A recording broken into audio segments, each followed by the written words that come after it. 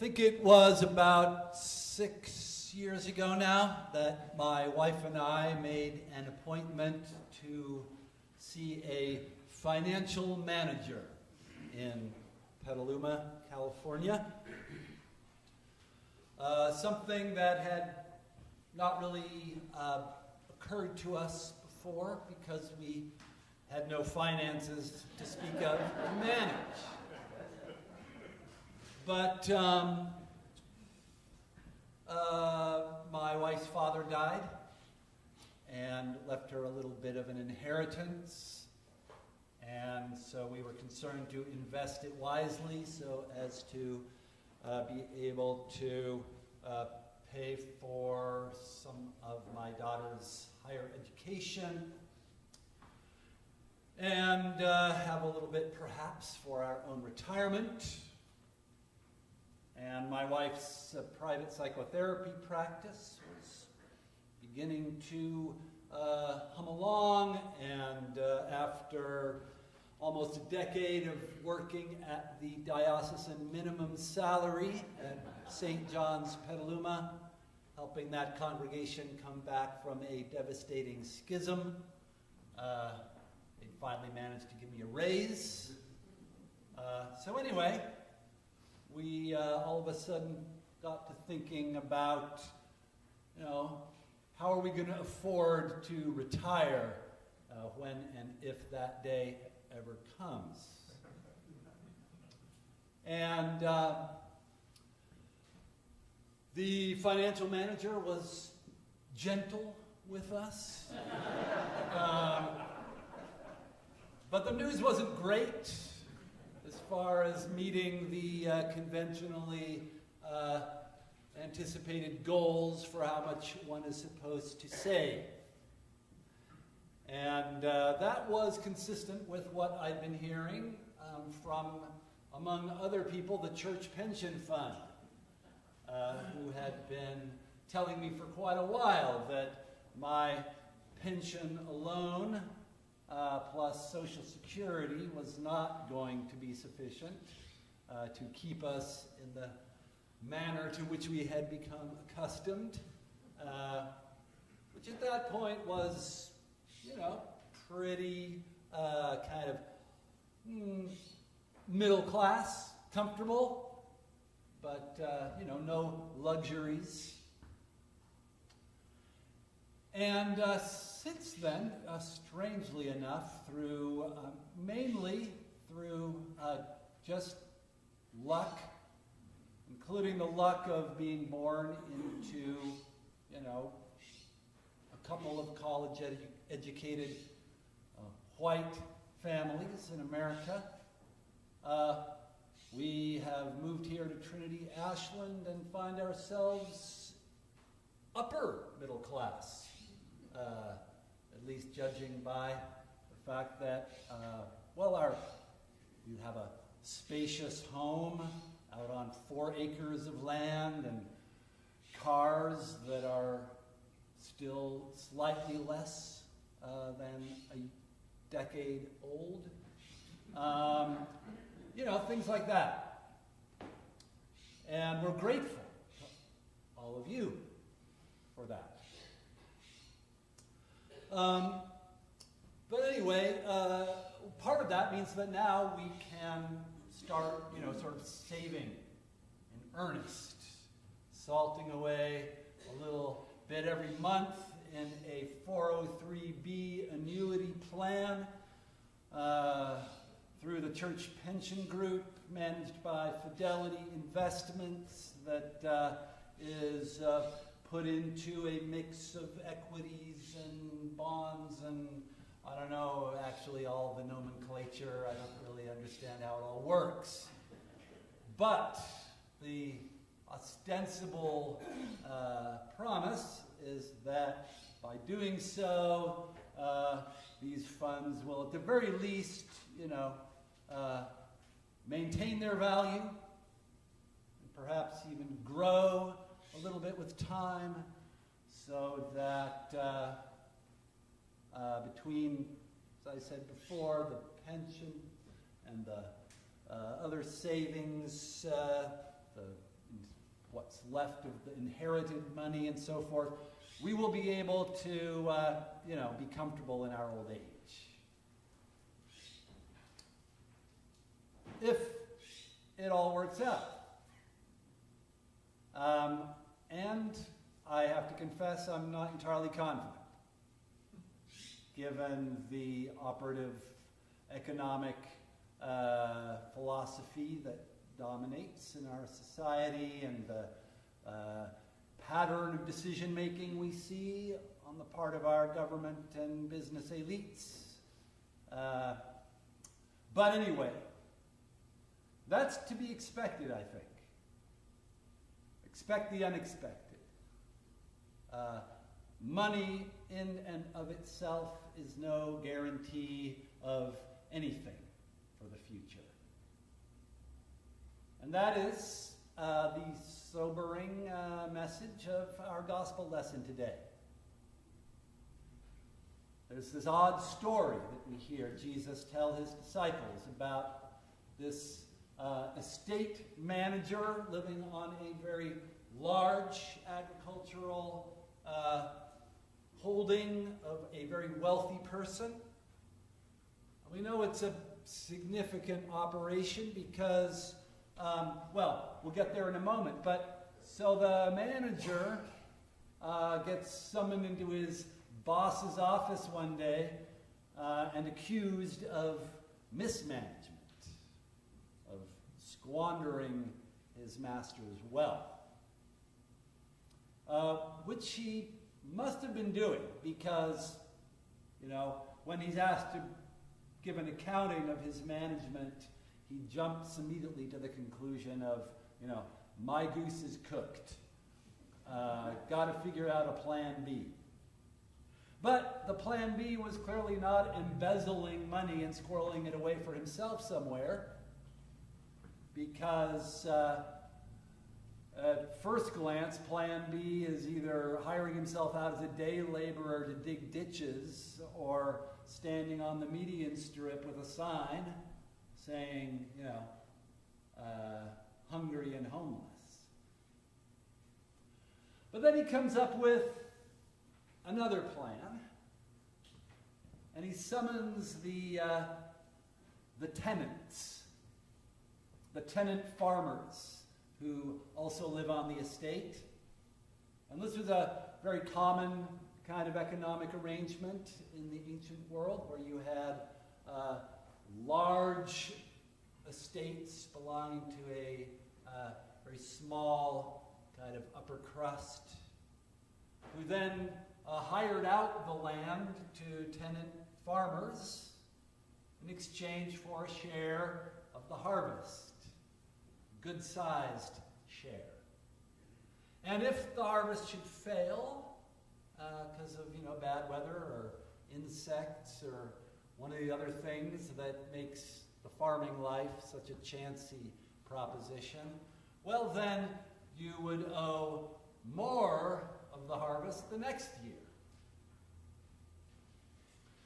So anyway, these tenants come to, the manager goes to see the tenants, and as I say, this is a pretty good-sized operation, because when he asks them how much they owe to the landowner, in the first instance, it's 100 measures of oil, and these are big measures, okay? These aren't, little,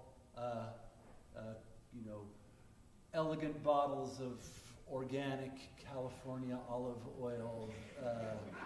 These are like 8 or 10-gallon jars. So imagine 800 gallons of olive oil that you owe from this year's harvest. And another one owes 1,000 bushels of wheat. Again, big measures we're talking about here. So the manager says to the tenants, I've been accused of defrauding my master, and so let's defraud him some more. And sits them down and writes them a fraudulent, bill, reducing their debt, in one case, in half. I'm going to, we'll rewrite this bill and you'll get a 50% discount on your debt. Heck yeah, deal. And then 80% or 20% discount on another. So that when this fellow is dismissed from his job managing the estate, these tenants, besides owing a share of the harvest to the landowner, will also be obliged to the former manager. And maybe, give him a cot in the barn to sleep in, and a little bit of the food from the family table. And then, strangely enough, the owner of the estate commends the manager, according to Jesus, for his shrewdness. Like maybe he underestimated the guy, that he's so clever and prudent in the way he manages his own affairs. Perhaps he's made a mistake in dismissing him as managing the estate. But we don't know. We don't really know why he would say that, except that it calls into question our usual conventional morality and wisdom around money. And that seems to be the point, in a way, that Jesus is trying to make, at least if you judge from the aphorisms that the author of the Gospel of Luke then adds to this story. Questioning what money is really for, anyway. Is it valuable in itself? Is it in itself a source of security for our lives? Can it provide the sort of treasure that is inexhaustible, that never runs out? Or does that really depend on our relationships?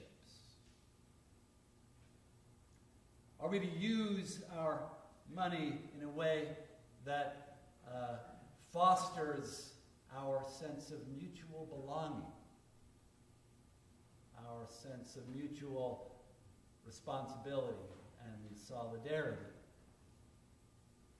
And in particular, that speaks of our ultimate dependence, all of us together, on the grace and the mercy of God. Jesus seems to think so. That's the right ordering of our priorities. Understand all of our financial planning in this context. That really our money is for the purpose of expressing our love to others, our mutual involvement with them in a shared risk, which is what human life is. It's a risk that we're all taking together. And no amount of money can ever make it secure.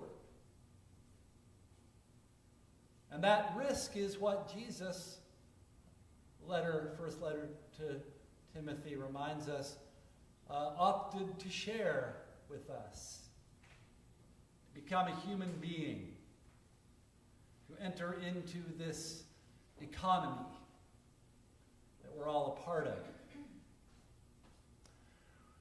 An economy, unfortunately, which is often structured around, a tiny elite that owns most of it, and in which the rest of us are kind of, precariously playing the game, hoping that it's going to work out okay in the end. but without a lot of guarantees. But that's not the economy that really matters to Jesus or to us. The economy that really matters is the economy of love and God's relationship with us in Christ and our trusting in God. And in manifesting our gratitude and our willingness to share in the risk that Jesus takes by caring for one another, by taking into consideration the needs of others, particularly those who are most in need. So in a couple of weeks, we're going to have our annual fall pledge campaign, which is a time when we talk about our money and how we use it, and particularly how we use it along with our other gifts, our talents, our time, in supporting this shared venture, this risky proposition called Trinity Church. But I think it's maybe fortuitous that before we begin that conversation, our lectionary gives us this reading today to help us remember the broader context within which that conversation takes place. About what money is really for, and who it really belongs to, and toward what we invest it, what kind of hope is most life-giving, and what kind of reward will be most worth it